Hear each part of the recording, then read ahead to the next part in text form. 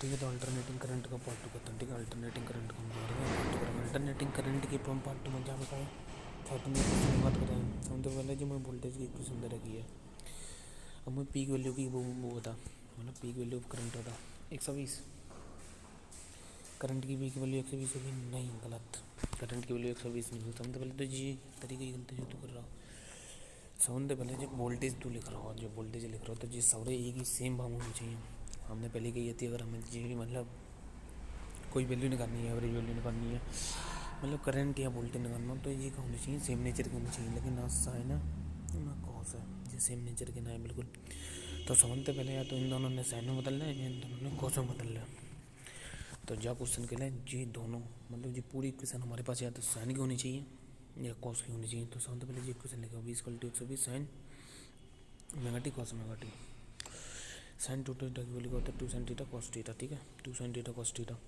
तो दो के ऊपर मल्टीप्लाई, दो से डिवाइड दियो, तो दो के ऊपर मल्टीप्लाई, दो से डिवाइड दियो तो वही बन जाएगा 2 sin theta cos theta.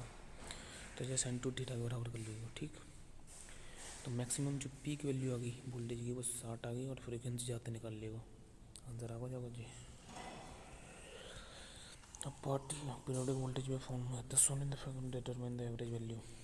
Average value determine करनी, तो एवरेज वैल्यू डिटरमाइन करनी करंट की। तो एवरेज वैल्यू का मैं दो तरीका बताइए, तो इंटीग्रेशन में एक एरिया अपन टाइम, जहाँ मैं एरिया में निकाल सकता हूँ तो यहाँ मैं एरिया अपन टाइम निकालता हूँ, लगा दूँगा मैं। ठीक है, एवरेज वैल्यू निकालना हूँ जाके, तो जहाँ मैं एरिया अपन टाइम लगाता हूँ। ठीक है, जहाँ मैं एवरेज वैल्यू निकाल रहा हूँ तो एरिया अपन टाइम लगाना हूँ, तो एरिया अपन टाइम आंसर आ जाएगा। ठीक जी, वही है कि अगर मुझे बैटरी चार्ज करनी है तो मैं डीसी सप्लाई का यूज़ कर रहा हूँ, एसी में यूज़ नहीं कर सकता बैटरी चार्ज करने के लिए, क्योंकि एसी की जो वैल्यू होता है एवरेज, एसी की जो कंप्लीट साइकिल में वैल्यू होता है वो 0 होता है। तो मैं जहाँ वजह था जो बैटरी चार्ज करने के लिए मैं एसी को यूज़ ना कर सकत, डीसी को यूज़ करना पड़ेगा। Electrolysis and electroplating can not be done without, मतलब जो इलेक्ट्रोलाइसिस है या इलेक्ट्रोप्लेटिंग है वो एसी के द्वारा ना हो सकत। समझते पहले देख, एसी मतलब एसी की जो कंप्लीट साइकिल में वैल्यू होता है वो 0 होता है। ठीक है, तो मैं बैटरी चार्ज करने के लिए एसी को, हाँ सबसे पहले अगर मुझे बैटरी को चार्ज करनी है तो डीसी सप्लाई को ही लेनी पड़ेगी, मैं एसी सप्लाई को यूज ना कर सकता, क्योंकि एसी की वैल्यू 0 होता है कंप्लीट साइकिल के लिए। तो वही चीज़ इंपॉर्टेंट है, sign square omega T cos square omega T की वैल्यू हाफ होता है, साइन थीटा कॉस थीटा की वैल्यू एवरेज वैल्यू 0 होता है। फॉर द हाफ साइकिल की बात है रही है, कॉस थीटा की वैल्यू चाहे हाफ साइकिल हो चाहे फुल साइकिल हो बाकी वैल्यू 0 होता है। साइन थीटा की हाफ साइकिल के लिए वैल्यू होता है 2/0/पाई। ठीक है, और फुल साइकिल के लिए बाकी 0 होता है।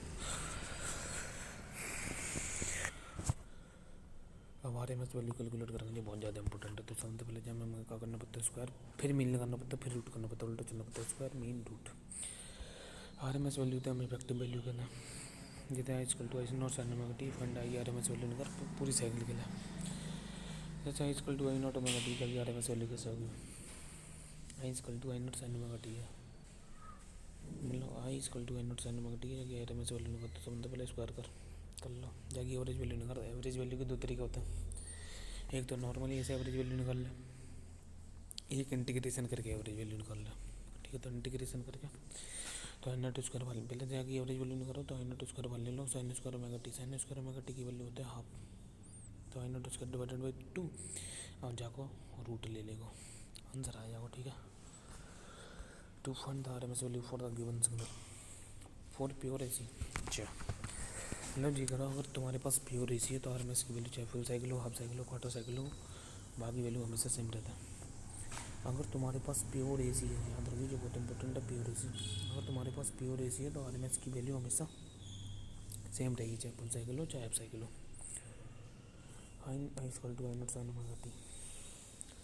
ठीक है, ज़्यादा I R M S value निकालनी है तो आई नॉट बाई रूट 2, जैसे I not sine omega T plus Y है, प्लस वाई दे रहा हूँ जिन बेस केवल ड्राइवेबल होता है, लेकिन जगह I R M S value I not by root 2 होता है। I equal to I not cos omega T, जाके I R M S value आ गई 10/2। ठीक है, I R M S value चाहे फुल साइकिल हो हाफ साइकिल हो बराबर ही आता है। आर एम एस वैल्यू चाहे याद रखिए, आर एम एस वैल्यू चाहे हाफ साइकिल हो चाहे फुल साइकिल हो बराबर ही आ गया रखा होगा या क्वार्टर साइकिल हो, लेकिन प्योर इसी होनी चाहिए। जैसे I equal to I not sine omega T, I equal to अब प्योर एसी का होता है, प्योर एसी की मैं बता देता हूँ। देख प्योर एसी होता है I equal to I not sine omega T, जी प्योर एसी है। जहाँ मैं +5 जोड़ दूँगा वो प्योर एसी है, equal to I not cos omega T, वो प्योर एसी है। वहाँ मैं 5 जोड़ दूँगा वो प्योर एसी है, जो होता है प्योर एसी। ठीक है, तो जब मैं RMS वैल्यू निकल जाएगी I not by root 2 I equal to I not cos omega T full cycle के लिए आई नॉट रूट 2 जी वही वैल्यू है नॉर्मल है। ये क्वेश्चन इंपॉर्टेंट है, जहाँ मैं मुझे वोल्टेज की वैल्यू बी नॉट टी की पावर 3/2, तो मुझे जान में स्टेप पे चलना पड़ेगा। सामने पहले मुझे स्क्वायर करना पड़ेगा, सामने पहले स्क्वायर करके ये वैल्यू आएगी। अब मुझे जाके एवरेज वैल्यू निकालनी पड़ेगी, एवरेज निकालनी पड़ेगी। तो एवरेज कैसे निकालो, इंटीग्रेशन में, तो 20 को इंटीग्रेशन कर लें, 20 D T upon integration of D T, integration कर लो। अब मैं जाकर मीन ले लूँगा तो आंसर आ जाएगा मेरे पास। ठीक है, अब इफेक्टिव वैल्यू कह रहा हूँ मैं, तो ये क्या कह रहा हूँ 3 + 4 sin ओमेगा टी की effective value. Effective value 3 + 4 sin omega T की लो, तो सपोज चले 3 एम्पीयर करंट आओ तो 4 sin ओमेगा टी करंट आओ। सब तो पहले जाकर क्या कर ले, RMS वैल्यू निकालनी, स्क्वायर कर ले। सब तो पहले स्क्वायर करते हैं, तो स्क्वायर कर ले a + b को होल स्क्वायर जाएगा, तो ये खोल ले। अब जाके एवरेज वैल्यू लिखो, तो एवरेज वैल्यू ऐसे लिखो जाके, जो कांस्टेंट होता है बाकी एवरेज वैल्यू कांस्टेंट ही होता है। 9 की एवरेज वैल्यू 9, 16 की 16 sin स्क्वायर ओमेगा टी की half, sin square omega T की वैल्यू हाफ, ये वैल्यू आ गई। अब जाको मीन ले ले, मतलब अब जाको रूट कर दे। ठीक है, हाँ जो वो है, अगर सिंपल ग्राफ पे सवाल दे रखे हैं तो, और BRMS पूछ रहा हूँ सिंपल ग्राफ, लेकिन सिंपल ग्राफ अगर तो सिंपल ग्राफ पे सवाल दे रखे हैं और BRMS पूछ रहा हूँ, लेकिन याद रखिए सिंपल ग्राफ जिनकी वैल्यू कांस्टेंट रहता है। ठीक है, जिनका टाइम ड्यूरेशन में वैल्यू कांस्टेंट रहता है, जिनकी टाइम ड्यूरेशन में वैल्यू कांस्टेंट रहता है, मतलब जो सिंपल ग्राफ है। अच्छा, मतलब 0 से लेकर T/2 तक जाकर टाइम, मतलब 0 से लेकर T/2 तक जाकी वैल्यू कांस्टेंट है, जाकी वैल्यू बदल देना है। मतलब ऐसा ग्राफ नहीं होना चाहिए, ये सिंपल ग्राफ ना है। ठीक है, ये सिंपल ग्राफ ना है, ये सिंपल ग्राफ। तो समझने पहले अगर मैं सिंपल ग्राफ के क्वेश्चन दे रखे हैं तो ग्राफ पे चढ़ जा, और समझते पहले ग्राफ पे चढ़ दे, स्क्वायर कर दे तो ये 20 स्क्वायर आएगा। ठीक है, स्क्वायर करेगा तो क्या आएगा, 20 स्क्वायर आएगा। ठीक, स्क्वायर करेगा तो 20 स्क्वायर। अब मुझे एवरेज वैल्यू लेनी, तो एवरेज वैल्यू एरिया अपन टाइम कर ले, एरिया अपन टाइम कर ले, अब रूट ले ले। ठीक है, तो आंसर आएगा वी नॉट रूट 2। वही सिंपल ग्राफ के क्वेश्चन के लिए ग्राफ पे चढ़ गया, RMS के लिए सॉल्व कर दे। जी दे रखो आई इक्वल टू आई नॉट, समझते पहले जाको स्क्वायर कर दे, जाको मिल ले, फिर जाको रूट लगा दे। ठीक, अब बता, जाके वही लगा रहा हूँ, ग्राफ पर चढ़ गया, RMS को स्क्वायर करो। समझते पहले ग्राफ पर चढ़ गया, मैं स्क्वायर करना पड़ेगा, नहीं कर पाऊंगा। जी सिंपल ग्राफ ना है, जी सिंपल ग्राफ है ही ना, तो समझते पहले जाके वैसे ही चलना पड़ेगा। लेकिन जी प्योर एसी है, और प्योर एसी के लिए हमने कहा करी थी, प्योर एसी के लिए जो BRMS की वैल्यू होता है, चाहे आप साइकिल या क्वार्टर साइकिल या पूरी साइकिल के लिए इक्वल ही होता है। तो T/4 साइकिल के लिए BRMS की वैल्यू निकाल लें, T/4 साइकिल के लिए BRMS की वैल्यू निकालेगा। हाँ, क्वार्टर साइकिल के लिए निकाल लेना, तो जी T/4 साइकिल के लिए निकाल ला। ठीक है, जी T/4 साइकिल अलग से ले ली मैंने। ठीक, तो समझते पहले मैंने यहाँ को एंगल निकाल रहा हूँ tan phi कितना हो, B0/T⁴। ठीक है, B0/T⁴ जी m की वैल्यू है, तो y = mx + c लगाऊंगा। ठीक है, y = mx + c निकाल के मैंने वोल्टेज की वैल्यू निकाल ली 4V0 capital T × small t। अब मैं जाकर स्क्वायर कर सकता हूँ, अब मैं जाकर एवरेज वैल्यू निकाल सकता हूँ, b² dt/dt दे, फिर मैं जाकर मीन जाकर रूट चढ़ा दूँगा, आंसर आया हो ये। तो समझते पहले हमने जब देखो, समझते पहले जी सिंपल ग्राफ ना है, जहाँ मैं BRMS को स्क्वायर बार लगाऊंगा नहीं।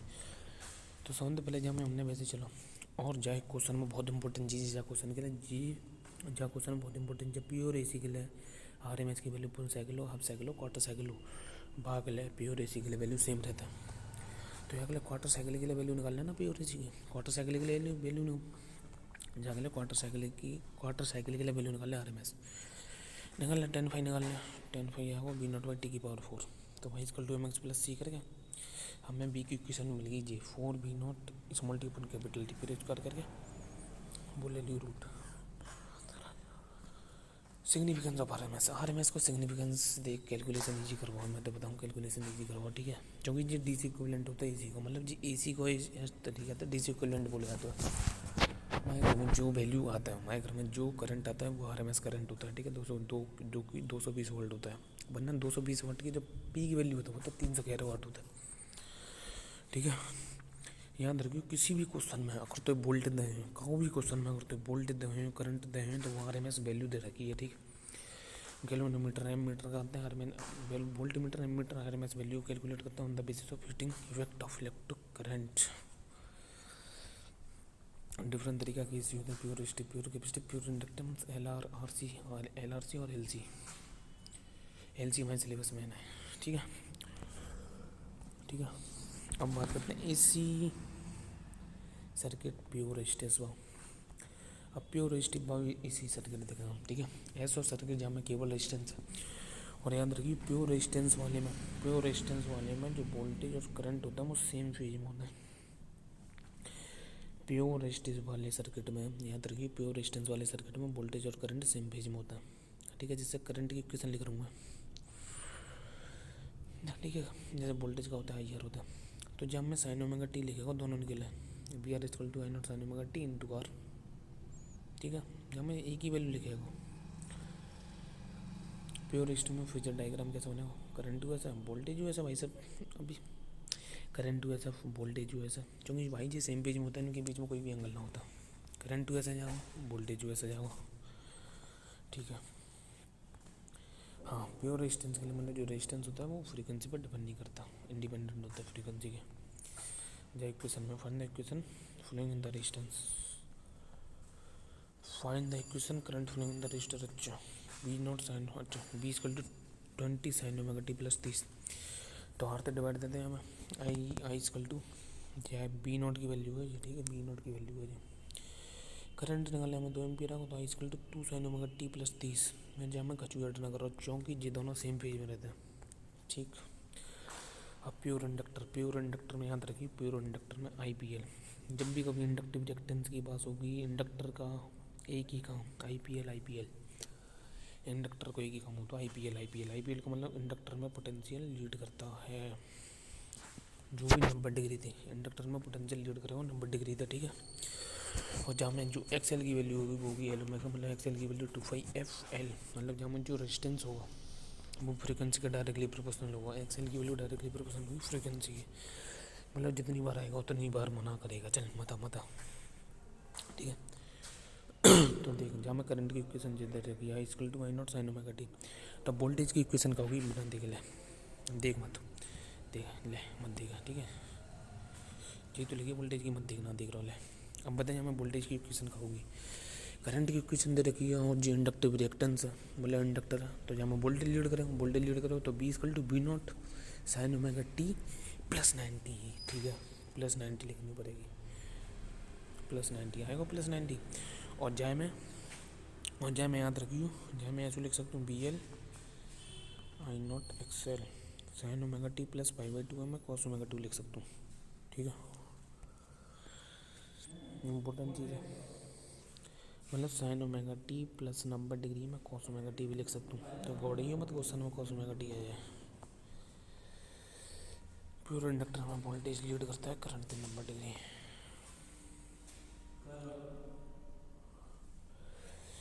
In pure inductive reactance, AC voltage lead by the number degree. Inductive reactance is the measure of extension opposite by the XL. मतलब XL का जो इंडक्टिव रिएक्टेंस होता है, ये इंडक्टिव रिएक्टेंस होता है, मतलब जो रेजिस्टेंस ऊपर कराया जाता है बाय द इंडक्टर के द्वारा, हमें एक्सल डायरेक्टली प्रोपोर्शनल होता है फ्रीक्वेंसी के, ठीक। एक इंडक्टर है जहाँ में एल की वैल्यू दे रखी है सेल्फ इंडक्टेंस, एसी सोर्स के वोल्टेज मतलब जी बी आर एम एस हमने कही थी, नंबर को भी वोल्टेज दे रखा हो तो वो बी आर एम एस की वैल्यू है, याद रखिए। जो हमें एल की वैल्यू दे रखी है, ये बाकी वैल्यू दे रखी है बी की, तो इंडक्टिव रिएक्टेंस कैसे निकाल रहे हो, इंडक्टिव रिएक्टेंस फ्रीक्वेंसी दे रखी है 50 जेरी, फ्रीक्वेंसी भी दे रखी है 50, ठीक। तो इंडक्टिव रिएक्टेंस निकाल लो एक्सएल इक्वल टू 2/FL, तो इंडक्टिव रिएक्टेंस आर हम दे आए हो आई आर एम एस, जी बी आर एम एस की वैल्यू दे रखी है, तो inductive reactance divided by the वो, ये तो नॉर्मल सवाल है, I R M S V R M S divided by the X L. I maximum की वैल्यू निकाल लियो, I maximum I R M S equal to I not divided by √2, I not की value आ जाएगी peak, अब मैं पढ़ाऊँगा AC circuit containing pure capacitor. Pure capacitor में याद रखिए, प्योर कैपेसिटर में करंट लीड करता है 90 डिग्री। तो जो प्योर कैपेसिटर होता है वहाँ में करंट लीड करेगा 90 डिग्री थे, वहाँ वोल्टेज पीछे रहता है, यहाँ में करंट लीड करेगा 90 डिग्री थे। ठीक है, वोल्टेज की इक्वेशन दे रखी B = V not sine omega T. तो करंट की इक्वेशन कैसे लिखाऊंगा, I = I not sine omega T plus 90, यहाँ I = I not sine omega T. ठीक है, जैसे जी वोल्टेज की इक्वेशन दे रखी B = V not sine omega T. तो करंट की equation I = V not XC की वैल्यू आता है 1/ωc। ठीक है, ये तो मैं बताता हूँ जी, कैपेसिटर को रेजिस्टेंस होता है एक तरीके से, कैपेसिटिव रिएक्टेंस बोल जाता है। ठीक,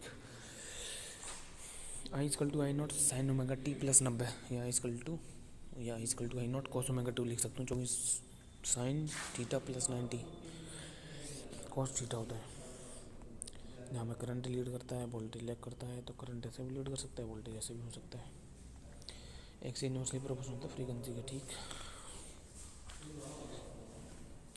in an AC circuit the current through the capacitor lead by the voltage across it।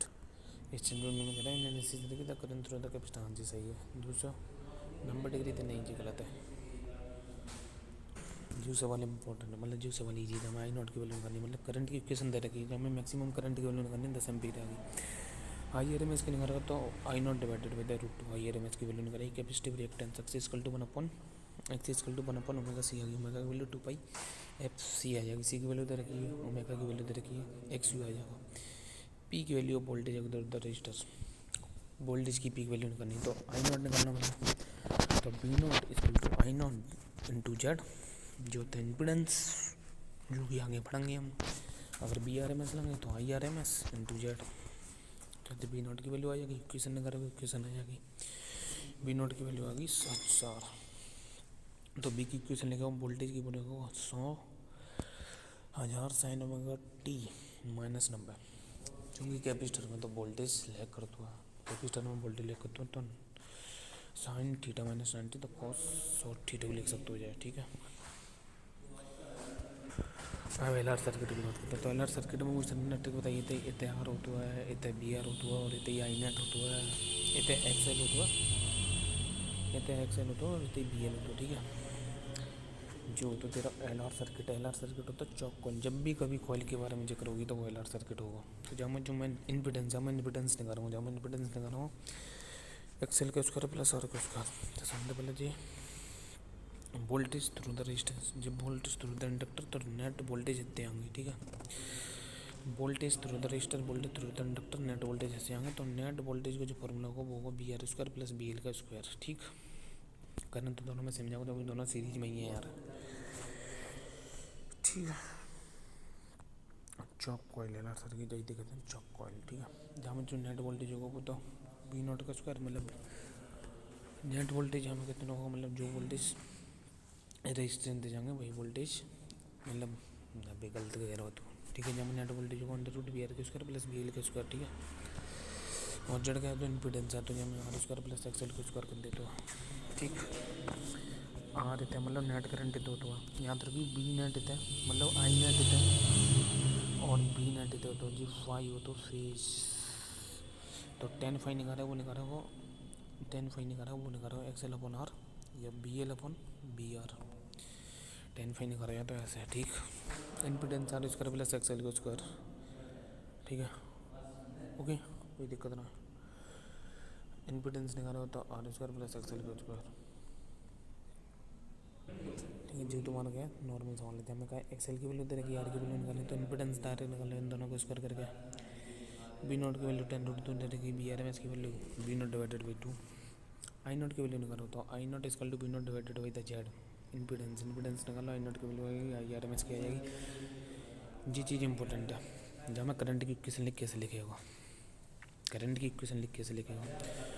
जहाँ मैं करंट की इक्वेशन लिख कैसे लिखेगा, जी सब चीज़ समझते इंपॉर्टेंट। तो करंट की इक्वेशन ठीक है, तो I नॉट की वैल्यू निकालनी मैंने 2√2 तो I = 2√2 sine omega T minus phi, जो कि हमने बताई थी। I नेट ऐसे चलता है, B नेट ऐसे आता है जी फाई, करंट की इक्वेशन में जी माइनस करना पड़ेगा -फाई।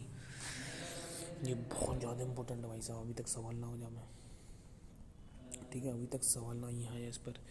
तो करंट ऐसे B नॉट ऐसे, तो जब हमें -फाई करना पड़ेगा जी, फेज डिफरेंस जब हमें माइनस करना पड़ेगा करंट की इक्वेशन में भाई साहब। करंट की इक्वेशन मुझे माइनस करना पड़ेगा, ठीक। फेज डिफरेंस ये तो नॉर्मल सवाल है, ठीक है। जहाँ मैंने कहा बी आर एम एस की वैल्यू दे रखी है, आई आर एम एस की निकाल तो जी एक्स एल और आर की वैल्यू दे रखी, तो इम्पीडेंस निकाल ले, आई आर एम एस की वैल्यू जितना करंट जहाँ में दे उतना करंट जहाँ में दे, तो बी एल निकालेगा तो आई एल इंटू आर, जी निकालेगा आई इंटू आर, दोनों में तो वोल्टेज तो मालूम बच जाएंगे, मीटर पर तो बच जाएगी, तो कर लीजिए यार, ठीक है। हम जी कह रहा हूँ given circuit calculate the voltage across the inductor के एक्रॉस वोल्टेज कैलकुलेट करनी है, ठीक है। हमें तो ये बी नट दे रखा हूँ, हमें बी नट दे रखा हो, तो V naught equal to V R square plus V L के स्क्वायर, बी एल निकाल लिया आराम से, फॉर्मूला आज क्वेश्चन है। For the R L circuit calculate the following impedance पूछ रहे हो हमें, आर दे रखो एक्सएल दे रखो, आर एक्सएल दे रखो, तो इम्पीडेंस निकाल लिया यार। Phase difference between V and I, तो फेज डिफरेंस क्या होता है, जो 10 की वैल्यू होता है वो क्या होता है एक्सएल अपॉन आर, बस इम्पीडेंस आ जाएगा एक्सएल अपॉन आर। ये सवाल तो बहुत ज़्यादा इंपॉर्टेंट है कि मतलब कोई लाइट बल्ब है, एक इंडक्टर है और एक रजिस्टर है, मतलब कोई इंडक्टर है और एक मतलब कोई इंडक्टर थे एक बल्ब कनेक्ट है। अगर मैं वो इंडक्टर के अंदर कोई मेटल की रॉड फंसा दूँगा तो ब्राइटनेस अंदर वाला डिक्रीज जाएगी, रेजिस्टेंस बढ़ जाएगा, ठीक। ये सवाल में बहुत ज़्यादा इंपॉर्टेंट लगा, ठीक है। जी करो पहले डीसी, पहले 100 वोल्ट की डीसी, मतलब पहले 100 वोल्ट की डीसी वोल्टेज अप्लाई करो या तो कॉइल थे, मतलब पहले कॉइल थे 100 वॉट डीसी वोल्टेज जोड़े जाते हैं, और एक सेल्फ इंडक्टेंस दे दिया तो √3/π, ठीक है, जहाँ में 1 एम्पियर का करंट फ्लो होता है। तो पहली जो कंडीशन है, पहले समझते पहले तो डीसी वोल्टेज पे इंडक्टर प्लेन वायर की तरह काम करेगा। समझते पहले डीसी वोल्टेज पे जो इंडक्टर होगा वो प्लेन वायर की तरह काम करेगा, डीसी वोल्टेज पे इंडक्टर प्लेन वायर की तरह काम करेगा। तो रेजिस्टेंस आएगा मेरे पास 20 × IR, तो रेजिस्टेंस आएगा वोल्टेज अपन रेजिस्टेंस आएगा 100। अब जाइए क्वेश्चन में कह रहा हूँ कि जब AC सोर्स कनेक्ट करो, मतलब 100 वाट का AC सोर्स कनेक्ट करा हुआ इंडक्टर पे, तब हमें जो करंट फ्लो हो रहा है वो हो रहा 0.5 एम्पियर, 0.5 एम्पियर वहाँ में करंट फ्लो हो रहा है, ठीक है। तो मुझे हमें कहाँ निकालनी है, मतलब फ्रीक्वेंसी निकालनी है AC सप्लाई की। तो देख मैंने याद कहाँ निकाल लो, 70 पहले मुझे फ्रीक्वेंसी निकालनी है, फ्रीक्वेंसी निकालनी 70 पहले मैंने रेजिस्टेंस निकाल लो, बनते ऊपर वही मतलब ऊपर वही इक्वेशन दे रखी है, बाद मैंने रेजिस्टेंस निकाल लो, ऊपर वही इक्वेशन दे मैंने रेजिस्टेंस निकाल लो, नेट वोल्टेज में 100 दे रखो, मतलब दूसरे वाले केस में नेट वोल्टेज, मतलब दूसरे वाले केस में जो नेट पोटेंशियल है वो 100 दे रखो, करंट दे रखो 0.5, ठीक है। नेट पोटेंशियल 100 दे रखो, करंट दे रखो 0.5 दूसरे वाले में। तो जाते मैं इम्पीडेंस निकाल सकता हूँ, बड़े आसानी थी। इम्पीडेंस निकाल लो 200, तो impedance equal to R square plus X L का स्क्वायर, एक्सएल की वैल्यू निकाली, एक्सएल की वैल्यू 2πf फ्रीक्वेंसी आ जाएगी।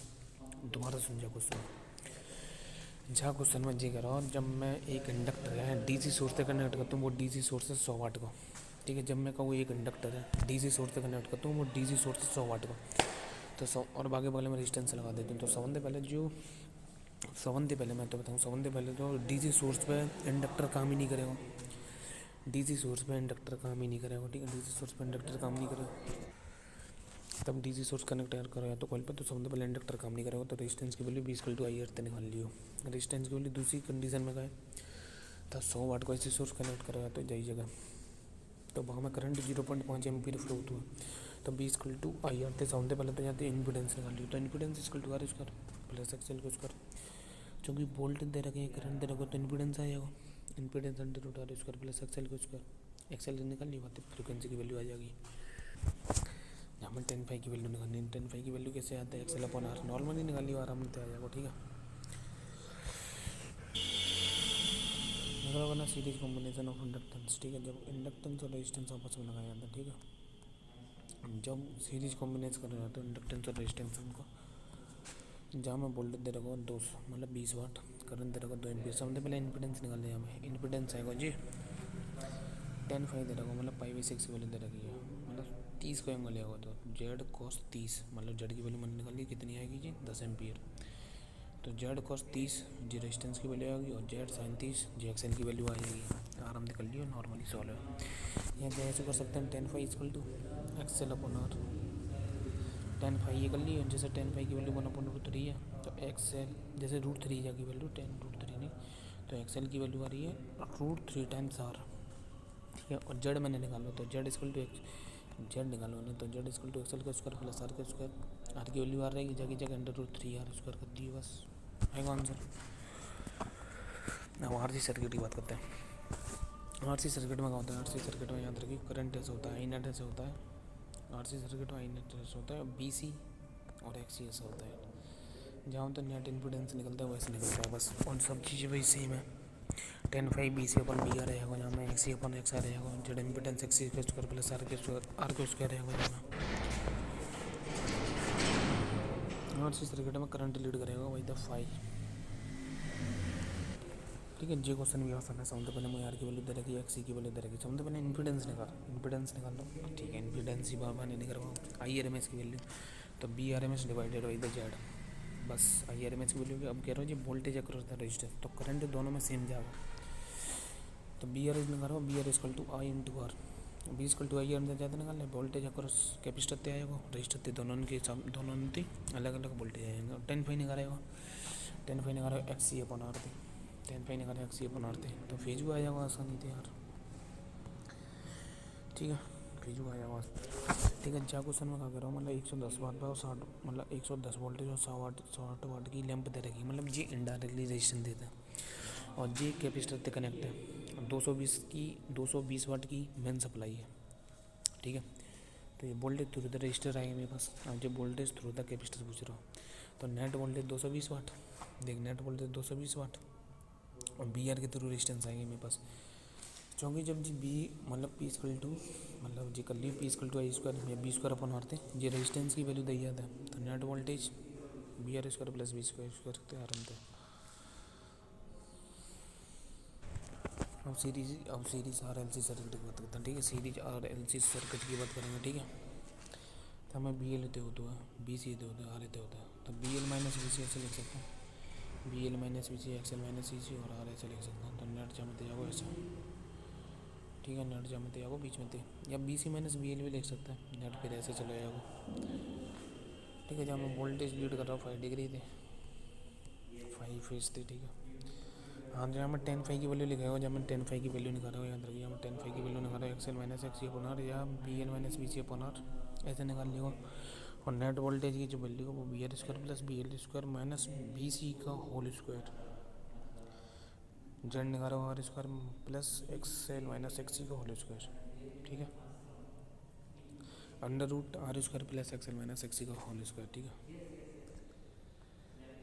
ये क्वेश्चन नॉर्मल है यार। सबसे पहले इम्पीडेंस निकालना, जाकर इम्पीडेंस निकाल ले, इम्पीडेंस निकाल ले, वोल्टेज दे रहा होगा। सबसे पहले करंट निकालना, V equal to I R दे रखा हूँ, वोल्टेज पता बच जाएंगे। और जा क्वेश्चन में फिक्स डिफरेंस निकालना, तो 10/5 एक्स एल माइनस, हाँ तो 10/5 एक्स एल माइनस एक्स सी, मतलब जो बड़ा हो वहाँ में तो वो माइनस कर दो, तो 10/5 X L minus X C अपन आर, फिक्स डिफरेंस जाकर आ जाएगा आसानी थे। ये सवाल इम्पोर्टेंट है। ठीक है, जहाँ में हमें वोल्ट मीटर की रीडिंग पूछ रहा हूँ इन दोनों के बीच, तो जहाँ में हमें X L minus X C निकालना, जहाँ में V L minus V C निकालना। ठीक है, तो यहाँ में हमें V L minus V C निकालना, तो बी एल कितना होगा, सबसे पहले करंट निकाल लें, इम्पीडेंस निकाल लें, वोल्टेज दे रहा होगा, करंट निकाल लें, करंट आएगा जहाँ में कितना करंट आ रहा हो, जहाँ में कितना वोल्टेज ड्रॉप हो, जहाँ में कितना वोल्टेज ड्रॉप है, दोनों इन दोनों में तो सेम वोल्टेज ड्रॉप है, तो वोल्ट मीटर की रीडिंग 0 एम्पियर, और करंट तो निकाल ही लेगा यार। ये तो normal formula base net voltage निकालना है यहाँ यार, V R square V L square minus V L. ये क्वेश्चन बहुत ज़्यादा इंपॉर्टेंट है। ठीक है, जहाँ क्वेश्चन में कहा दे रखी है, एल की वैल्यू दे रखी है, आर की वैल्यू दे रखी है, जगह करंट बता, मतलब करंट निकालना जब फ्रीक्वेंसी 0 है और फ्रीक्वेंसी इन्फिनिट हो, तो जहाँ मैं दोनों कंडीशन में करंट 0 है वो कर ले, मन से जैसे कर ले, जैसे V equal to I equal to V upon Z, I R M S equal to V R M S upon Z. ठीक है, जेड निखा रहे हो जहाँ में। ठीक है, चुप है, पहले फ्रीक्वेंसी 0 पुट कर। ठीक है, फ्रीक्वेंसी 0 पुट कर, अगर फ्रीक्वेंसी 0 पुट कर तो एक्स इन्फाइनाइट आएगा, एक्स इन्फाइनाइट तो जे इन्फाइनाइट, तो जे इन्फाइनाइट तो जे 0। ठीक है, अब इन्फाइनाइट फ्रीक्वेंसी पुट कर ले, तो जहाँ में हम जो एक्स है वो 0 आएगा, एक्स एल इन्फाइनाइट आएगा, तो करंट आएगा 0। ये क्वेश्चन इंपॉर्टेंट है। सबसे पहले जहाँ में नेट मतलब वोल्टेज तो दे रखा होगा, जहाँ में वोल्टेज जहाँ बोले सबसे पहले नेट वोल्टेज निकाल ले, लेकिन ये एम्पलीट्यूड ऑफ करंट दे रखा हो, याद रखिए एल सी सर्किट को, मतलब आई नॉट की वैल्यू दे रखी है, तो सबसे पहले नेट वोल्टेज निकाल ले, नेट वोल्टेज निकाल ले। अब जी आई नॉट की वैल्यू दे रखी है। ठीक है, आई नॉट की वैल्यू दे रखी है, तो जाते आई आर एम एस की वैल्यू निकालेगा, तो I R M S equal to V upon Z, जाते इम्पीडेंस करके आंसर आएगा। सबसे पहले देख वोल्टेज दे रखा होगा, इम्पीडेंस निकाल ले, करंट पता बच जाएगी। ठीक है, करंट तीनों में सेम जाओगे, करंट तीनों में से समझेंगे तो 20 इक्वल टू आई है, तो वोल्टमीटर की रीडिंग मालूम पड़ जाएगी। ठीक, जहाँ क्वेश्चन में कर देगी वेरिएशन ऑफ इम्पीडेंस दे देगा with frequency of L R circuit. अच्छा, जहाँ मैं इम्पीडेंस और फ्रीक्वेंसी के बीच का रिलेशन पूछ रहा हूँ। ठीक है, जहाँ मैं इम्पीडेंस और फ्रीक्वेंसी के बीच में रिलेशन पूछ रहा हूँ, तो इम्पीडेंस का होता है R square plus X L square. X L square होता है 2πfl का होल स्क्वायर। फ्रीक्वेंसी 0 पे जेड की वैल्यू 0, मतलब फ्रीक्वेंसी 0 पे जेड की वैल्यू आर के बराबर। फ्रीक्वेंसी 0 पे जेड की वैल्यू आर के बराबर। फ्रीक्वेंसी इन्फाइनाइट रहेगा तो जेड की वैल्यू इन्फाइनाइट आएगी। तो इम्पीडेंस और फ्रीक्वेंसी के बीच ऐसा ग्राफ बनेगा फॉर एल आर सर्किट। ठीक है, अब एल आर सी सर्किट के लिए देखेंगे। ठीक है, आर सी सर्किट के लिए देखो तो फ्रीक्वेंसी जब तू 0 रखेगा ना तो जागी वैल्यू इन्फाइनाइट जागी। तो इम्पीडेंस फ्रीक्वेंसी के साथ ऐसे ग्राफ बनाऊंगा आर सी सर्किट में,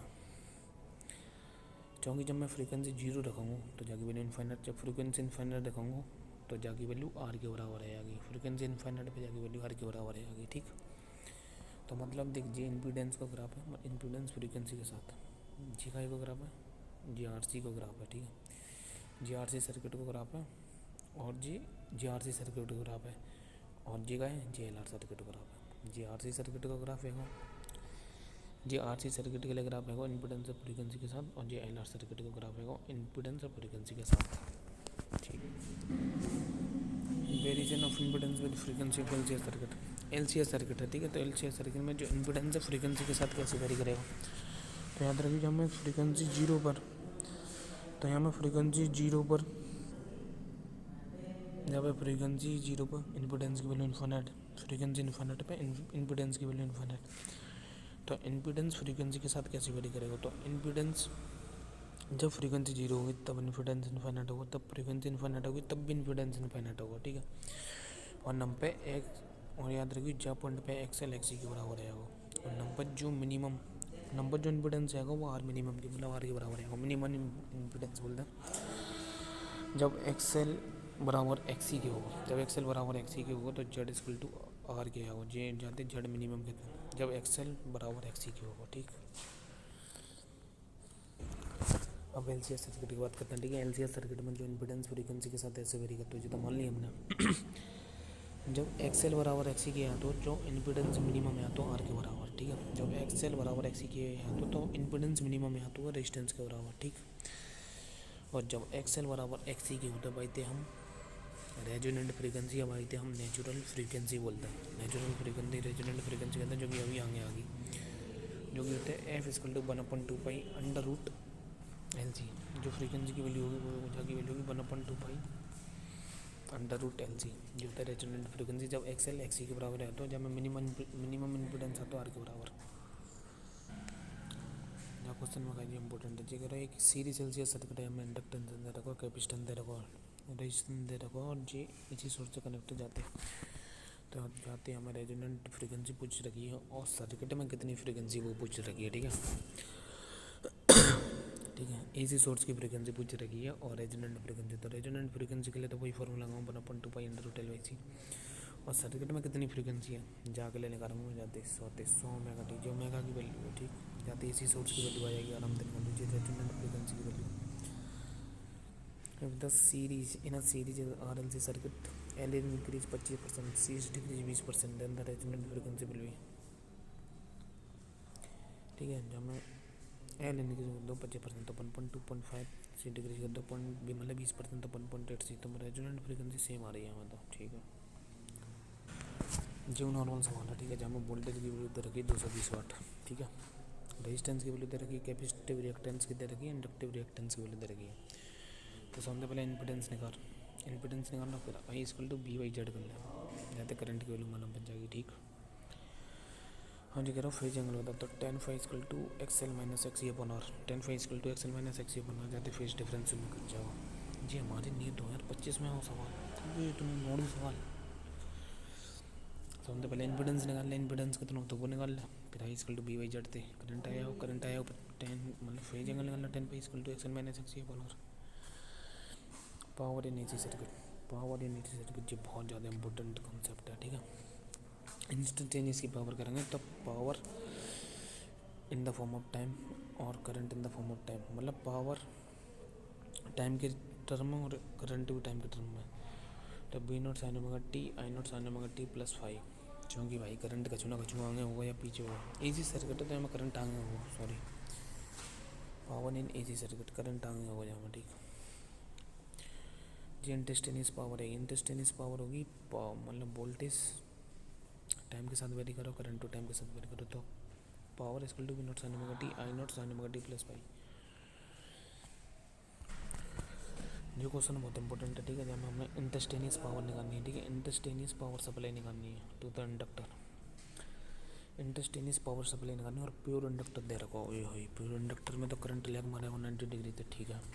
तो पावर इंस्टेंटेनियस में करना करते हैं, वोल्टेज इंडक्टर नो टाइम, करंट इंडक्टर नो टाइम, तो V M sine omega T I M sine omega T minus 90, क्योंकि करंट लैग मारते हो इंडक्टर में, तो माइनस 90, तो sine theta minus 90, sine theta minus 90 तो माइनस कॉस थीटा, तो माइनस कॉस थीटा करेगा, दो के ऊपर मल्टीप्लाई करेगा, दो के नीचे डिवाइड करेगा, तो जी एक ज्योमेट्रिक फॉर्मूला 1/2 साइन थीटा बन जाएगा ना, मतलब 2 sine omega T cos omega T, तो ये साइन 2 ओमेगा टी बन जाएगा। ये आंसर आया हो जाते पहले हुआ। याद रखिए एवरेज पावर है जी, एवरेज पावर का जो फॉर्मूला होता है वो आता है V R M S into I R M S into cos phi, cos phi power factor होता है, जाकी वैल्यू होता है R by Z, cos phi की वैल्यू होता है आर वाई जेड, या V R upon V net भी हो सकता है। कॉस फाई की जो वैल्यू होगी वो भी आर वाई जेड या V R upon V net भी हो सकता है, ठीक। V R M S I R M S into cos phi circuit, circuit में और कबू कबू फाई फेज डिफरेंस लगता हुआ बी और आई के बीच को, मतलब पावर एवरेज का होता है V R M S into cos phi, और पावर फैक्टर का होता है तेरा कॉस फाई पावर फैक्टर होता है जो बी आर अपन जेड या V R upon V net होता है, ठीक। या फाई फेज एंगल भी होता है बिटवीन आई और बी के बीच को। ये क्वेश्चन हुआ आसान है, ठीक है। जब हमें मतलब वोल्टेज की इक्वेशन दे रही है, तो जब हमें कहा जी पीक वोल्टेज है V nought, V R M S निकाल लेगा, इन तीनों से इम्पीडेंस निकाल लूँगा, तो मैं आई आर एम एस निकाल लूँगा इंटू कॉस फाई का होता है आर वाई जेड, मतलब इम्पीडेंस रेजिस्टेंस वाला में जेड मालूम है, ये तो नॉर्मल फॉर्मूला भी सही याद रखिए। पावर डिसिपेशन पूछ रहा हूँ इन द सर्किट, जब कछु ना बोला तो एवरेज पावर ही मानते हैं। जो क्वेश्चन जो करो in electrical circuit L R C, AC voltage of the source connect in the series, पहले जब एल रिमूव कर रहे थे तो फेज डिफरेंस 5/3 है, फिर जब कैपेसिटर रिमूव कर जाते तो फेज डिफरेंस 5/3 है, तो मतलब जी जाते एक्स सी और एक्स एल की वैल्यू नहीं करवा रहा हूँ, और आर की वैल्यू है तो जी जाते इम्पीडेंस नहीं करवा रहा हूँ, मतलब जाते एक्स एल और एक्स सी की वैल्यू आ जाएगी in the term of R, जब में एक्स एल और एक्स सी की वैल्यू आ जाएगी in the term of R, और आर है ही, फिर cos phi equal to R by Z कर पावर फैक्टर आ जाएगा, आसानी से यार। एवरेज पावर निकालनी है जी आई नॉट जी बी नॉट, और जी कॉस वाई की वैल्यू दे रखी 5/3, याद रखिए जब कॉस वाई की तरह यूज करेगा ये। पावर फैक्टर का दूसरा फॉर्मूला पड़ा होता है, पावर फैक्टर का कॉस फाई जाते बी अपन बी नेट कर सकते हैं, मतलब V R upon V net, ये नॉर्मल फार्मूला बेस है, ठीक। V R upon V net कर सकते हैं आसानी से पावर फैक्टर निकालना, ठीक है। हाफ पावर फ्रीक्वेंसी का होता है, हाफ पावर फ्रीक्वेंसी वो होता है जहाँ में जो फ्रीक्वेंसी होता है, हाफ पावर फ्रीक्वेंसी का होता है मतलब जहाँ में हाफ पावर फ्रीक्वेंसी वो होता है मतलब ऐसी पावर, मतलब ऐसी फ्रीक्वेंसी जहाँ पर जो रेजोनेंस फ्रीक्वेंसी की आधी पावर हो, ऐसी फ्रीक्वेंसी जहाँ में जो पावर रेजोनेंस पे हो वो आधी हो, ठीक है। इम्पीडेंस फ्रीक्वेंसी के साथ ऐसे हो तो करंट इम्पीडेंस के इन्वर्सली प्रोपोर्शनल, तो करंट फ्रीक्वेंसी के साथ ऐसे वेरी करेगा, ठीक है। ठीक है जी गए जी रेजोनेंस फ्रीक्वेंसी पूरी जी पावर मैक्सिमम, ठीक है। लेकिन हाफ पावर फ्रीक्वेंसी का होता है जहाँ पर आई मैक्स बाई √2 है करंट की वैल्यू, ठीक है, जो कि जे F1 F2, ठीक है। F1 माइनस F2 जी बैंड बढ़ता होता है, ठीक। हाफ पावर रेजोनेंस में मतलब हाफ पावर फ्रीक्वेंसी में याद रखिए, जो हाफ पावर फ्रीक्वेंसी में जेड की वैल्यू आती है √2R, जेड की वैल्यू होती है √2R, और हाफ पावर फ्रीक्वेंसी पे जो करंट की value 0.7 into current at resonance को याद है। हाफ पावर फ्रीक्वेंसी में 0.7 इंटू करंट एट रेजोनेंस आता है, बैंड विड्थ आता है RYL, बैंड विड्थ का होता है RYL, बैंड विड्थ जो होता है वो होता है RYL, याद रखिए बैंड विड्थ का होता है RYL, बैंड विड्थ होता है 3 RYL रेडियन पर सेकंड, तो F2 माइनस F1 करेगा ना तो 1/2 पाई RYL, या तो F2 माइनस F1 का फॉर्मूला है तो 1/2 पाई RYL, बैंड विड्थ को है तो RYL रेडियन पर सेकंड, ठीक। हाफ पावर फ्रीक्वेंसी का होता है, हाफ पावर फ्रीक्वेंसी वो होता है जब पे पावर रेजोनेंस की आधी आता है, पावर रेजोनेंस की कहते हैं। हाफ पावर फ्रीक्वेंसी में जो पावर होता है वो रेजोनेंस की आधी आता है। रेजोनेंस फ्रीक्वेंसी जब एक्सएल बराबर एक्सी के बराबर, जब एक्सएल एक्सी के बराबर है तो जेड की वैल्यू आर के बराबर आता है, ठीक। लेकिन हाफ पावर फ्रीक्वेंसी में जो रेजोनेंस फ्रीक्वेंसी की आधी आता है, ठीक है। जे क्वेश्चन में कहा है, जहाँ क्वेश्चन में हमें बैंडविड्थ निकालना, सबसे पहले बैंडविड्थ का होता है आर वाई एल, बैंडविड्थ निकालना आर वाई एल। और जो बैंडविड्थ आ रही है वो 8 को आ रही है, बैंडविड्थ आती है 8 रेडियन पर सेकंड। तो जिन फ्रीक्वेंसी में 8 रेडियन पर सेकंड होगी वही लेंगे, जहाँ में 25, हाँ जहाँ में 25, जहाँ में और कुछ, लेकिन जहाँ लेंगे जहाँ में, चूँकि बैंडविड्थ फ्रीक्वेंसी बीच का जो डिफरेंट है वो 8 होना चाहिए। बैंडविड्थ 8 रेडियन पर सेकंड, तो मतलब F2 माइनस F1 8 रेडियन पर सेकंड, मतलब दोनों फ्रीक्वेंसी के बीच 8 का अंतर होना चाहिए, क्योंकि दादे ऑप्शन 3 निकाल लिया हमने। क्वालिटी फैक्टर या शार्पनेस, क्वालिटी फैक्टर निकालते हैं resonant frequency upon bandwidth 1/r under root L by C, under root L upon C, under root के अंदर ही है। क्वालिटी फैक्टर होता है रेजोनेंट फ्रीक्वेंसी अपन बैंडविड्थ। जितना ज़्यादा क्वालिटी फैक्टर होगा, मतलब जितनी ज़्यादा एकदम पीक होगी, मतलब जितना ज़्यादा पीक होगी उतना ज़्यादा क्वालिटी फैक्टर। क्वालिटी फैक्टर होता है रेजोनेंट फ्रीक्वेंसी अपन बैंडविड्थ, मतलब 1/r under root L upon C, under root के अंदर ही है। अगर मैं आर की वैल्यू बढ़ा दूँ तो बैंडविड्थ घटता है, क्वालिटी फैक्टर बढ़ेगा, ठीक। क्योंकि बैंडविड्थ होती है आर वाई एल, आर की वैल्यू बढ़ाऊंगा बैंडविड्थ बढ़ेगी, बैंडविड्थ बढ़ेगी। और क्वालिटी फैक्टर होता है रेजोनेंट फ्रीक्वेंसी अपन बैंडविड्थ बढ़ेगी तो क्वालिटी फैक्टर घटेगा, तो ठीक है। आर की वैल्यू बढ़ाऊंगा तो नंबर 2-3 फॉर्मूला जिनमें याद रखना, ठीक है। एक फार्मूला कौन सा है, एक फार्मूला है बैंडविड्थ का, बैंडविड्थ है तेरा F2 minus F1 R Y L, नहीं F2 माइनस F1 नहीं, बैंडविड्थ का फार्मूला है आर वाई एल, सबसे पहले आर वाई एल, फिर F2 माइनस F1 करेगा बाबा ले लगा, F2 माइनस F1 1/2 नहीं, F2 माइनस F1 के लिए करेगा 1/2। तो वो दो फार्मूला याद करने, एक तो क्वालिटी फैक्टर होता है 1/r under root L by C, 1/r under root L by C, ठीक। आर बढ़ाऊंगा क्वालिटी फैक्टर घटेगा, आर बढ़ाऊंगा तो बैंडविड्थ बढ़ता है, आर बढ़ाऊंगा बैंडविड्थ, सॉरी आर घटाऊंगा बैंडविड्थ घटाएगी, क्वालिटी फैक्टर बढ़ाएगा, ठीक। ठीक है जी, वही क्वेश्चन है। मतलब जी करो कि कौन सा एलसीआर सर्किट बेटर कम्युनिकेशन के लिए होगा, जहाँ में रेजिस्टेंस कम बाकी बैंडविड्थ कम, जहाँ में रेजिस्टेंस कम बाकी बैंडविड्थ कम, जहाँ बैंडविड्थ कम बाकी क्वालिटी फैक्टर ज़्यादा, बाकी बैंडविड्थ कम बाकी क्वालिटी फैक्टर ज़्यादा, तो ठीक है पहला ऑप्शन सही है। बॉटलेस करंट, ऐसा करंट जो कि फ्लो हो तो क्या तरीका थे कि वो कोई भी पावर कंज्यूम नहीं करता, वो होता है वाटरलेस करंट। मतलब वाटरलेस करंट वो करंट होता है जो कि क्या तरीका से बहता हो जहाँ में कोई पावर लॉस नहीं होती, ठीक है। वाटरलेस करंट की वैल्यू आती है IRMS इंटू साइफाई। जो वाटरलेस करंट होगा ना, वाटरलेस करंट की वैल्यू आई हुई IRMS into sine phi, wattless current की value IRMS into sine phi, ठीक है। ठीक है, तो फ्रीक्वेंसी मतलब F2 माइनस F1 का जो फॉर्मूला आता है, जो F2 माइनस F1 का फॉर्मूला आता है वो आता है 1/2 पाई, F2 माइनस F1 का फॉर्मूला आता है वो आता है 1/2 पाई R अपॉन एल।